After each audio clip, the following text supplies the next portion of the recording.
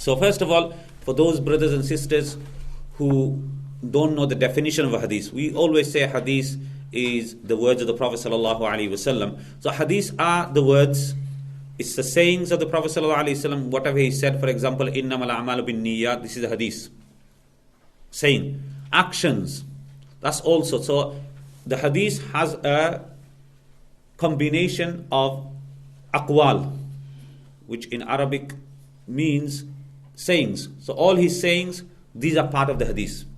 His af'al, his actions, whatever he's done. For example, he sat down and eaten. So basically that will be called a hadith. So any actions is also called a hadith. His seerah. So the Prophet ﷺ way of life, his habits. So whatever habits he had, noble habits, that will be also hadith. So for example, he did salam, he spoke in this way, he sat in this way, he slept in this way. So his seerah, which we study in Shama'il Tirmidhi and all these other kitabs. So seerah is also part of the hadith. Also his ahwal, his halat, his life, whatever he did in life, whether at home, whether in the masjid, whether in a guest house, whether in the battlefield, these are all the ahwal. And his taqreer, this is a very important word, taqreer. Taqreer means that someone was doing something in his presence and he remained silent. So somebody did something or said something. So this is important. So saying or doing something of a sahabi, because obviously at the time anybody who did something from the companions, so they were the Sahaba Ikram. So if they did something or said something and the Prophet ﷺ remained silent, that's also will be a part of the hadith. That in a gathering, the Prophet ﷺ, he was seated and this certain Sahabi ate this certain food. And the Prophet ﷺ didn't say anything. So that will be termed as a hadith, and that will be termed at least that this thing is permissible. Because if it was something wrong, something haram to eat, then he would have surely told that Sahabi off for eating that. Or someone said something and the Prophet ﷺ didn't say anything, that will indicate that this thing what he said was correct or lawful or legal. And if it was something that was wrong, he would have immediately told him off, because he was Sahib Shariat. He was the one who will be able to tell somebody off. He had that authority.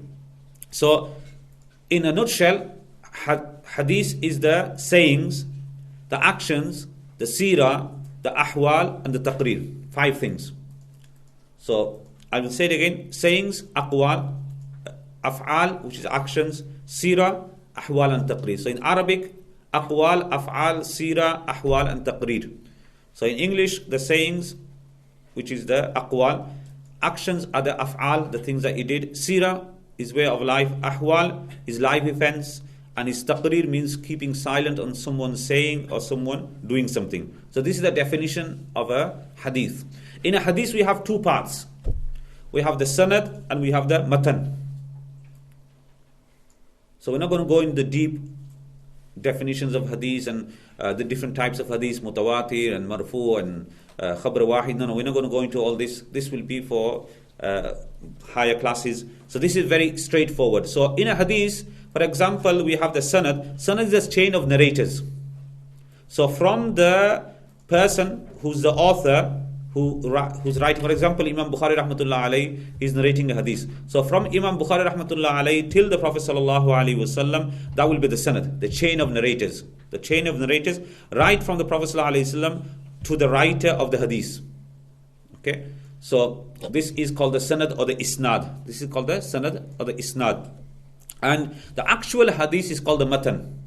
The actual hadith is called the matan. So matan is the text of the hadith narrated from the Prophet ﷺ. For example, an Abi Hurairah radiyallahu ta'ala anhu qal. So an Abi Hurairah radiyallahu ta'ala anhu, that will be the sanad. And the saying, whatever he says after that, that will be called the matan. So basically this is basic things that we need to understand before we commence the hadith.